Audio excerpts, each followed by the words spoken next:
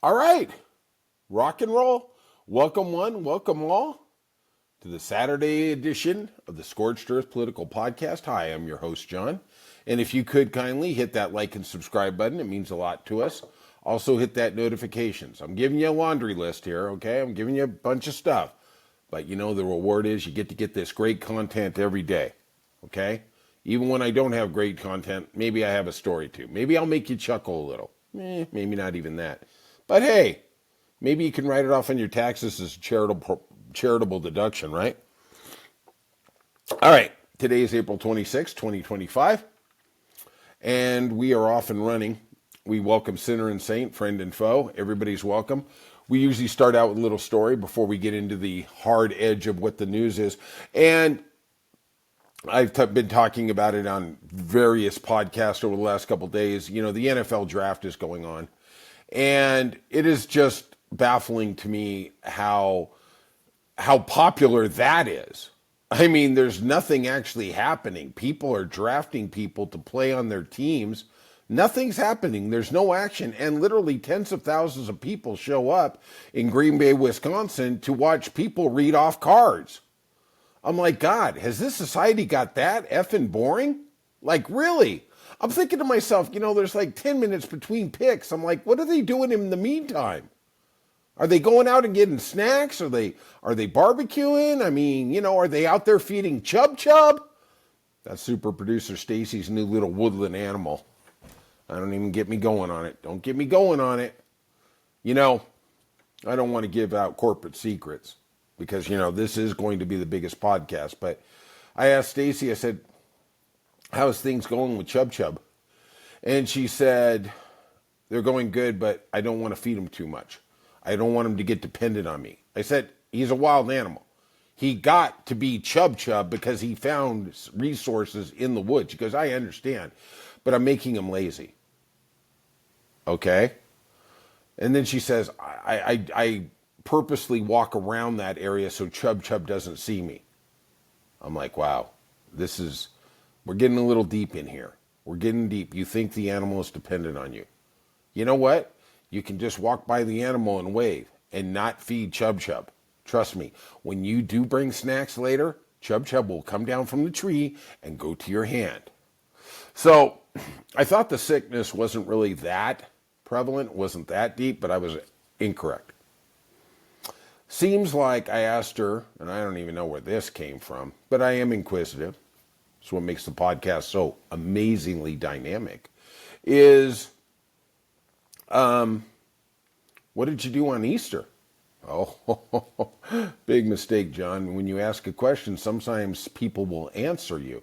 She said, I gave him an Easter feast. I said, what is exactly an Easter feast? She goes, I brought so many nuts and berries, or just nuts, I guess. Excuse me. We don't want him to become too vegetarian, right? She said, I just gave him as much food as he wanted. And I go, wow, you're just rolling out the Mirage buffet right there to him, huh?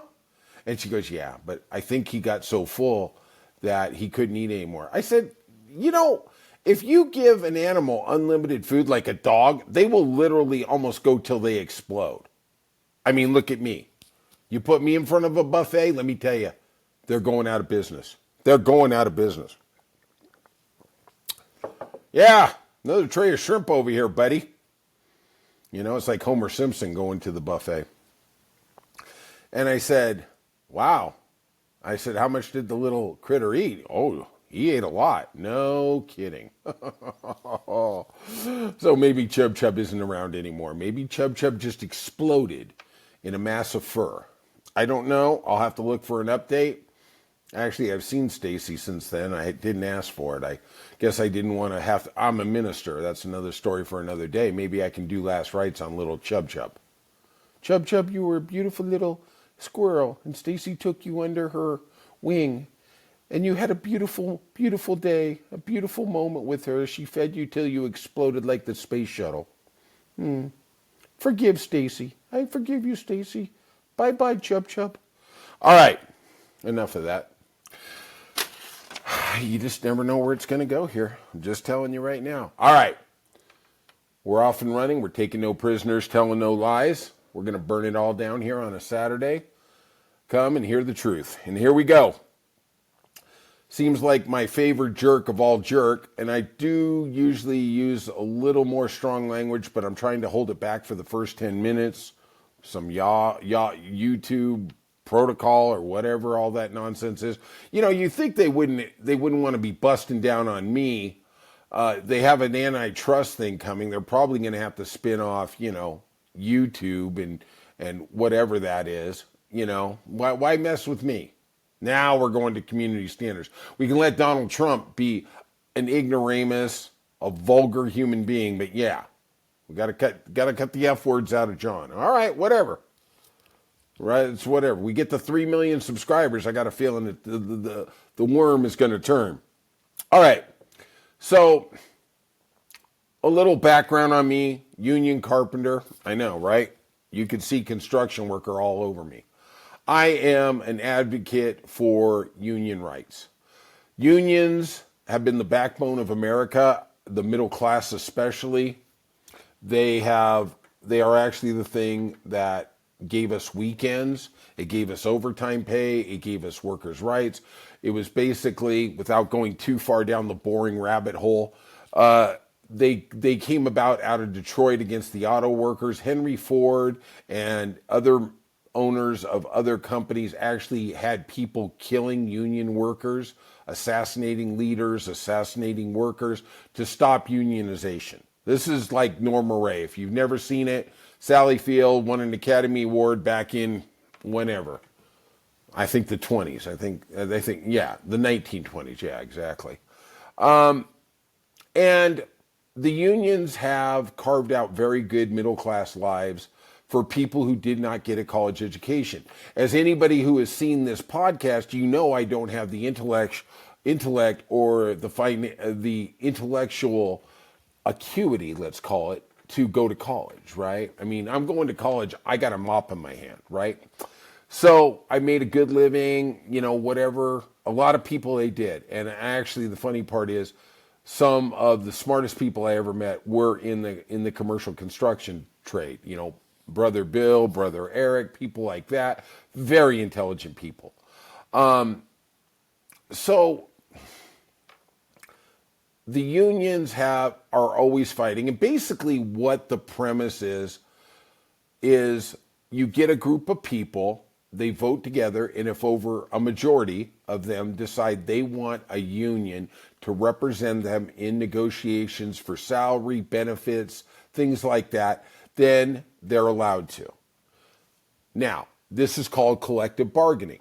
The union negotiates with the employer, they go back and forth, and the union gets things, the employer gets things. I will say this, I've worked in the non-union, I've worked in the union.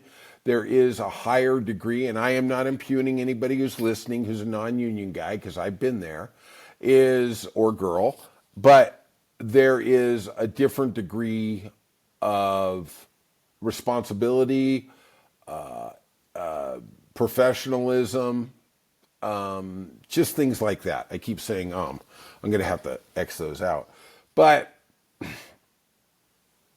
they get paid a very fair wage, and they do a very good job. This notion that union workers are lazy, they're entitled, they're privileged, all that BS you get out of the Republicans, who absolutely want to end unions.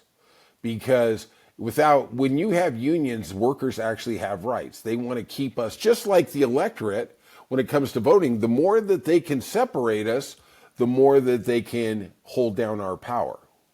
It's when we rally together, like the Bernie Sanders rallies, things like that, that they actually see a collective power. They pick you off one-on-one. Okay, let's go after Social Security. Let's go after Medicaid. Let's go after, elderly rights. Let's go after all these different things. And if they just pick you off one-on-one, people don't unite because, hey, I'm only dealing with stuff that personally affects me. Okay, that's just normal. I get it.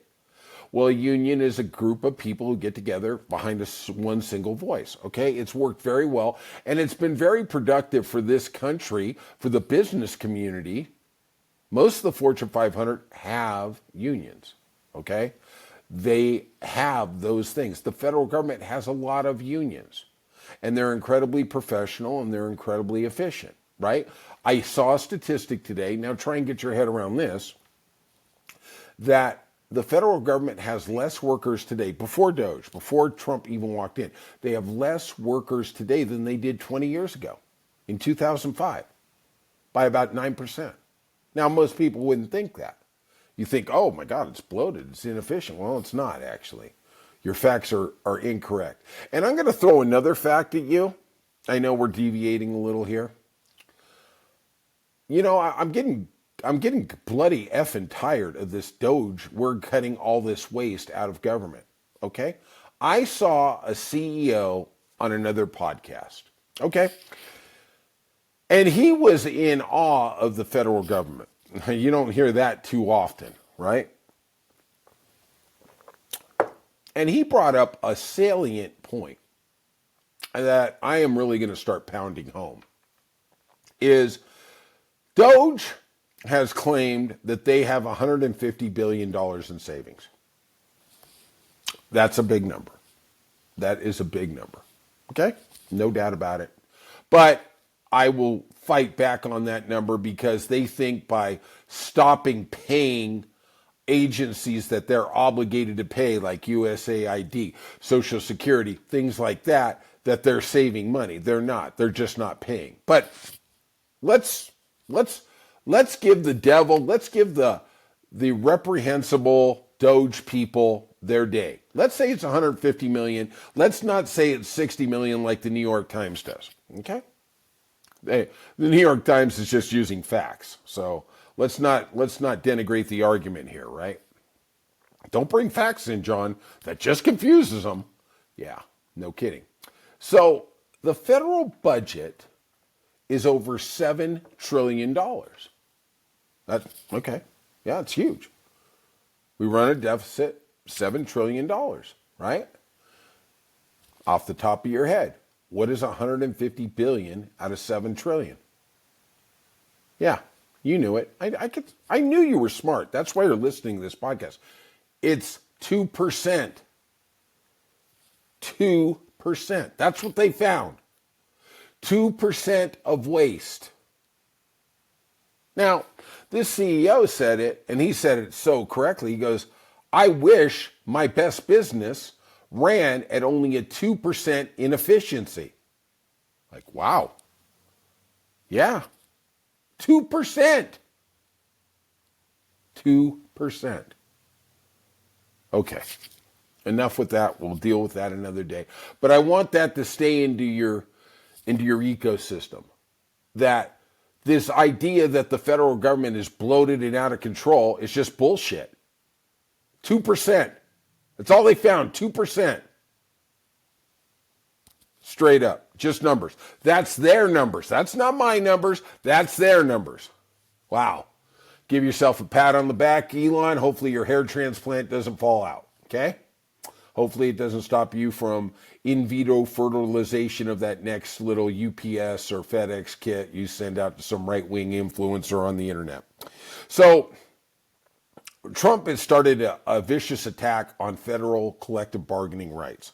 A federal judge on Friday temporarily blocked the Trump administration from terminating collective bargaining rights to a huge chunk of the federal workforce.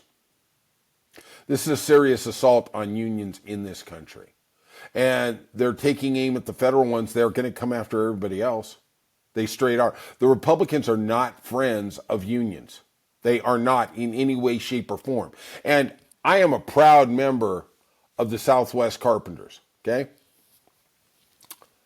I was at a union meeting in October of 2024, right before the election, and our union leaders were making the case to the constituents, the union members, and they were trying to explain what the difference was between Biden and Trump. And they were trying to walk the line very delicately because our union, like quite a few others, has a huge Republican contingent, right?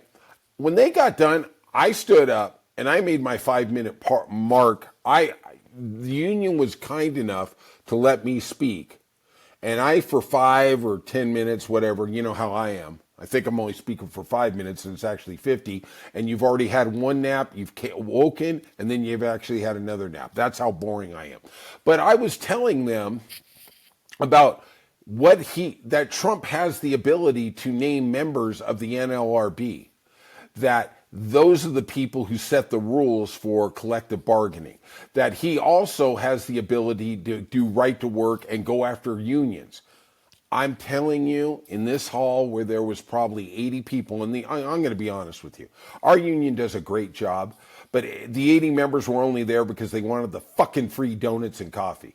Okay, straight out. That's all the fuck they wanted. They just wanted the donuts and coffee. All right, whatever. Okay? Hope you grow old and fat, guys. Okay? And they looked at me when I was saying that like, huh, who's this idiot? And yeah, okay, I get it. And then they went on, hit the lever. Okay, Republican. Now the day is coming. They don't think it ever comes for them. And here it is, right? So, we have, the White House said about this Trump's executive order in late March that the order is aimed at stopping federal unions who have declared a war on President Trump's agenda. Because politically they disagree with him, he wants to end them. That is a big problem in America, right? It's like saying, well, I'm a Democratic president. I want to end these churches. I want to end all the church subsidies. I personally, when I become president in 4 years, I can tell you right now, we'll see you in Supreme Court because I am going to get rid of that tax exempt status for all those churches. F you and F you. Straight up. I'm a little angry today. But this is, to me, one of the cornerstones of what our democracy is the right to collectively get together and bargain with employers. And I have seen the good it does. It is what has built this middle class for the damn last 100 years. It didn't start out like this. In the 1910s, whatever, you had the rich and you had everybody else was poor. That's how they were able to leverage us into the Great Depression, but that's another story for another day. The White House released that statement about they're going after the unions that have declared war on Trump, and they are being bold, and they are being capricious, and they are just being a bunch of pricks. Straight out. Sorry for the language. Apologize to Stacey and everybody else who's offended by it, but you know what? This really, really angers me. Trump's directive, if allowed, would strip union rights away from about 2/3 of its federal agencies. Think about that. 2/3 of the workers in the federal government are going to have their rights immediately taken from them. So when you want to negotiate your next raise, good luck. Get the cup in hand. Good luck, right? It's a sad day. And it really does resonate with me personally. That's why I did my short tonight on union rights being attacked. All right, let's get on to the next story. In a shocking moment, I know nobody out there is really seeing this coming. U.S. Attorney General Pam Bondi announces that any judges who disagree with the Trump administration's policy on deportation will be arrested. We will come after you, we will find you, we will prosecute you, she has said. Let's go to the big story of the day for Friday. Wisconsin judge is arrested and charged in federal court, allegedly obstructing immigration agents. So what's going on is there's somebody in court who may be here illegally. They're dealing with some other issue, and ICE raids the court during proceedings to deport them, to grab them and deport them. There is no more due process. There's no more of any of that. How you doing? Good luck, right? This is just, at some point, I do not understand what is wrong with this concept of sanctuary areas like schools, churches, yeah, and courts. Look, when they get out of court, you want to go ahead and arrest them when they're walking out, so be it, right? And ICE came for this gentleman, whoever this guy was, and this Milwaukee court judge did not like it. She was arrested Friday by the FBI and charged in federal court for allegedly helping an undocumented immigrant avoid arrest. What I have heard through the grapevine is ICE formed a line in the back of the courtroom, and she allowed the person to go out the back through the judge's exit. Okay? The person hadn't committed a crime, was there on a different order. I don't know what that all is. It's very opaque. It's very, vague. And, okay, so then ICE didn't dig that. Judge Hannah Duggan is now facing 2 charges of obstruction and concealing the individual from arrest. She made an initial appearance in court and was released. Man, you don't see many judges who aren't doing corruption get arrested. God bless you, Hannah Duggan. You're the good person of the day. I just can't believe we're living in an era where they arrest judges. The arrest on federal charges is a true escalation in the Trump administration's focus on judges' conduct, especially when it relates to immigration enforcement. The Justice Department, Bimbo Bondi, has repeatedly asserted that it will investigate any local officials who do not assist. It doesn't even say impede, it says who do not assist federal authorities on any immigration matter. Oh my God. Like the kids say, OMG. Well, John says, F you. Look, at the end of the day, I do support deportation for people who are given due process. Look, at the end of the day, the administration can set whatever immigration policy they want. Okay? Sounds good to me. I got a question. I have a question for everybody out there, especially my Republican friends. And I really want you to give me some insight here, okay? Why, when you have the Supreme Court, you have the House, you have the Senate, you have the presidency, why aren't you making a law right now? Why are we doing this executive orders? How come the Republicans haven't passed one law yet?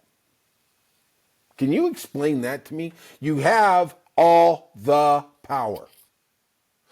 Why don't you just make some law? Forget the executive orders, because executive orders are only good for that president's term. If the Republicans really believe in immigration reform, then they'll pass a law. And I'm going to tell you something right now. I'm going to tell you something you're never going to hear anywhere else in the world. Okay? That's why I'm the best podcaster. Okay? I'm telling you. Listen to me, and this is goddamn serious. Okay?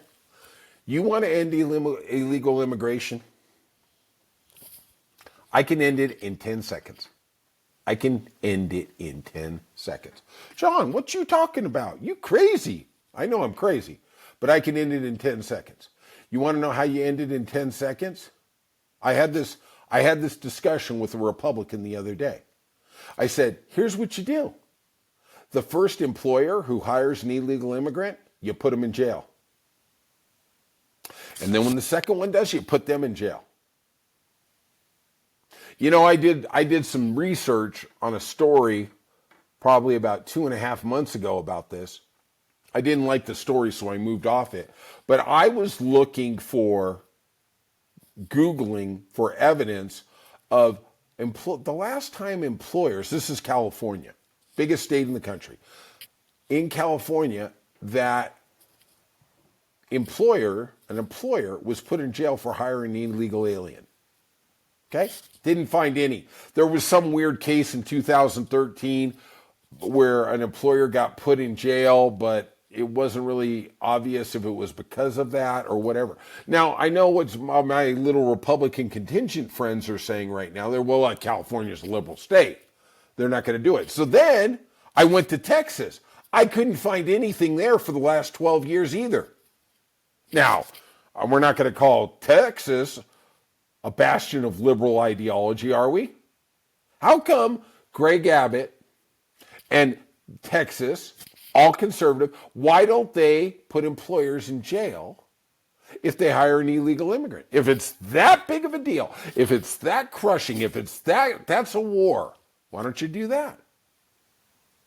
Explain that to me. Well, they can't because they don't really want it. They just want the show. They want the show to rile up their base. That's what they want. I was going to use another word there, but I'm trying to be good today. It's Saturday, right? At the end of the day, I could end it in 1 second. I literally could be. And you know what? Nobody will ever let that happen because the business community will fight back so viciously. Why don't the Republicans pass an immigration law? They've got the power. Why do we need executive orders?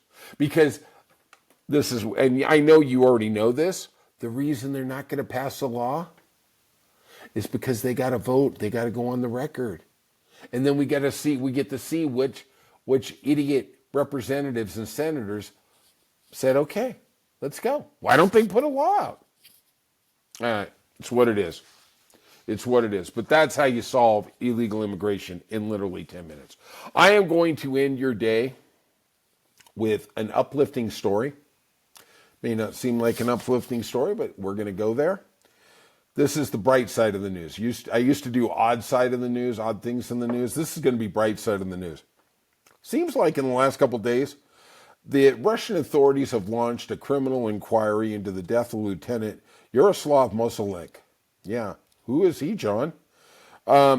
He is one of the highest-ranking Russian generals, and it seemed like he was killed in an explosion in his Volkswagen Golf in the city of Belarushka. I don't even know what these names mean. Following the detonation of a homemade explosive device filled with shrapnel. And let me tell you, that brings a big smile to my face. Hey, fight on Ukraine. Now, if this was a Pinto, we would never be able to figure it out, okay? But it's a Volkswagen Golf, so we probably pretty much know the Ukraine's detonated a car bomb. Good for you guys. Good for you. Bomb them on Easter Sunday? Yeah, okay. Mess around with the Ukrainians, get the horns. Yeah, well, actually, you get the detonating device in your Volkswagen Golf. All right. I just want to tell you all I love you. I appreciate you. We're in this together, and we're going to win because we are on the side of right. We are on the side of just, and we believe in this thing called democracy. All right. I love you all, and I'll see you soon.